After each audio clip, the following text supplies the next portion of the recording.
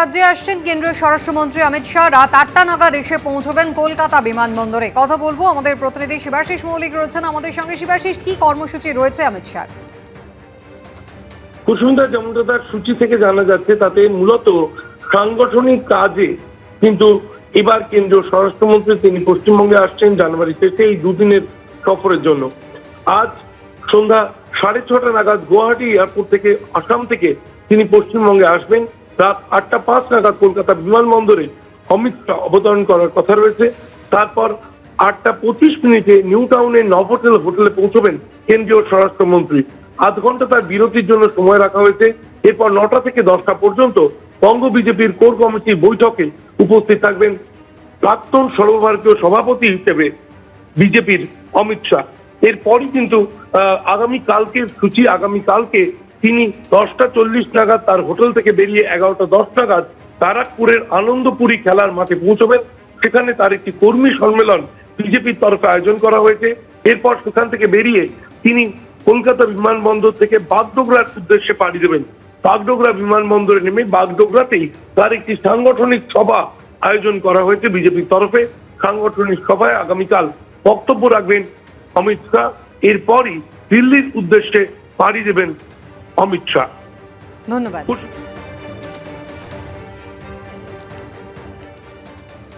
রাজ্যে ফের একবার আসছেন কেন্দ্রীয় স্বরাষ্ট্রমন্ত্রী অমিত শাহ, আর এই দুদিনে ঠাসা কর্মসূচি রয়েছে তার। এই নিয়ে কি বলেছেন বিজেপি বিধায়ক আনন্দময় বর্মন, শোনাবো। পাল্টা উত্তর এসেছে তৃণমূল কংগ্রেসের পক্ষ থেকেও।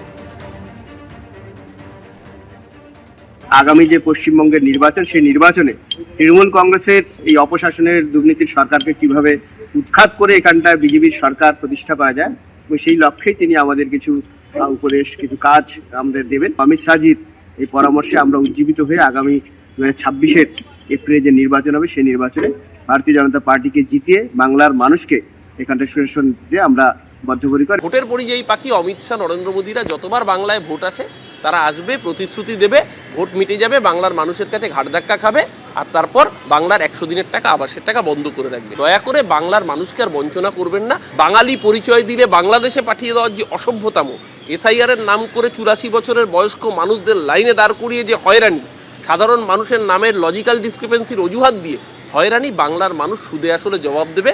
এই নির্বাচনে লিডার অফ অপোজিশন হতে গেলে যে 30টা আসন দরকার, সেই আসনও ভারতীয় জনতা পার্টি পাবে না। এদিকে ভিন রাজ্যে পর্যবেক্ষক নিয়োগ নিয়ে সংঘাত কিন্তু জারি। এবার জাতীয় নির্বাচন কমিশনকে বিকল্প 9 জন আইএএস অফিসারের নামের তালিকা পাঠিয়েছে নবান্ন। অন্যদিকে পর্যবেক্ষকের দায়িত্ব নিতে চাইলেন না 2 জন আইপিএস অফিসারও, সেক্ষেত্রেও পাঠানো হয়েছে বিকল্প নাম। কেন্দ্রীয় পর্যবেক্ষক হিসেবে ভিন রাজ্যের ভোটে পশ্চিমবঙ্গ থেকে কোন আইএএস আইপিএস অফিসাররা যাবেন তা নিয়ে রাজ্য সরকার ও নির্বাচন কমিশনের মধ্যে টানাপোড়েন চলছে। নির্বাচন কমিশন যে কেন্দ্রীয় পর্যবেক্ষকের তালিকা প্রকাশ করেছে সেখানে নজিরবিহীনভাবে নাম রয়েছে রাজ্যের স্বরাষ্ট্র সচিব থেকে হাওড়ার পুলিশ কমিশনারের। কিন্তু এবার জাতীয় নির্বাচন কমিশনকে বিকল্প 9 জন অফিসারের নামের তালিকা পাঠালো নবান্ন। চলতি বছরে পশ্চিমবঙ্গ ছাড়াও ভোট রয়েছে কেরল, তামিলনাড়ু, অসম এবং পুদুচেরিতে। এই প্রেক্ষাপটে 5 রাজ্যের নির্বাচনী প্রক্রিয়া নজরদারির জন্য কেন্দ্রীয় পর্যবেক্ষক নিয়োগ করা হয়, যেখানে এই রাজ্যের মোট 25 জন আইএএস এবং আইপিএস অফিসারের নাম রাখা হয়। তাৎপর্যপূর্ণভাবে সেই তালিকায় নাম ছিল পশ্চিমবঙ্গের স্বরাষ্ট্র সচিব জগদীশ প্রসাদ মীনা এবং হাওড়ার পুলিশ কমিশনার প্রবীণ ত্রিপাঠীর।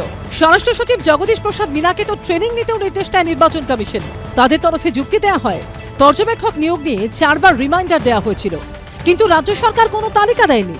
তারপরই স্বরাষ্ট্র সচিব ও হাওড়ার পুলিশ কমিশনারকে পর্যবেক্ষক হিসেবে নিয়োগ করা হয়। সূত্রের খবর, এতে তীব্র আপত্তি জানিয়েছে নবান্ন। স্বরাষ্ট্র সচিব সহ 9 অফিসারের বিকল্প হিসেবে অন্য 9 জন আইএএস অফিসারের নামের তালিকা নির্বাচন কমিশনকে পাঠিয়েছে রাজ্য সরকার। বৃহস্পতিবার মুখ্যমন্ত্রী মমতা বন্দ্যোপাধ্যায়ের উপস্থিতিতে উচ্চ পর্যায়ের বৈঠক হয়। সেখানেই 9 জন বিকল্প আইএএস অফিসারের নাম চূড়ান্ত করা হয়।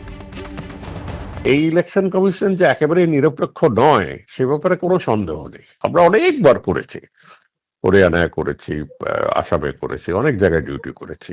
রাজ্য সরকার থেকেও নেওয়া হয়েছে অবজারভার। অন্ধ্রপ্রদেশ থেকে একজন পুলিশকে এখানে তদারকি করার জন্য আগের ইলেকশনে সেসব করা হয়। কিন্তু ওই বারবার আমি সৌজন্যর কথা বলি, দুপক্ষে সৌজন্য রাখলে এইসব জিনিস অতখানি গুরুত্ব এরকম হয়ে ওঠে না। ভোটের সময় কেন্দ্রীয় পর্যবেক্ষকদের বেছে নেওয়ার নিয়মটা ঠিক কি? অবজারভার করার রীতি হচ্ছে যে গভর্নমেন্ট অফ ইন্ডিয়ার জয়েন্ট সেক্রেটারি র্যাঙ্কের বা এডিশনাল সেক্রেটারি র্যাঙ্কের লোককেই সাধারণত করা হয়। এই মধ্যেই সীমাবদ্ধ হয় এবং চিরাচরিত রীতি হচ্ছে রাজ্য একটা প্যানেল পাঠায় এই রেঞ্জে, তার মধ্যে থেকেই কমিশন সিলেক্ট করে, এটাই হয়ে এসেছে। এবং ডিজি, সিপি, চিফ সেক্রেটারি ইত্যাদি পোস্টকে সাধারণত নেওয়া হয় না। ব্যক্তিগত অসুবিধার কারণ জানিয়ে রাজ্যের দুজন আইপিএস অফিসার পর্যবেক্ষক হিসেবে দায়িত্ব না নিতে চেয়ে মুখ্য নির্বাচনী আধিকারিককে জানিয়েছেন। সেক্ষেত্রেও বিকল্প দুজনের নাম দেওয়া হয়েছে। সুমন ঘরাই, রুমা পাল ও কৃষ্ণেন্দু অধিকারী। রিপোর্ট, এবিপি আনন্দ। এবিপি আনন্দ, এগিয়ে থাকে, এগিয়ে রাখে।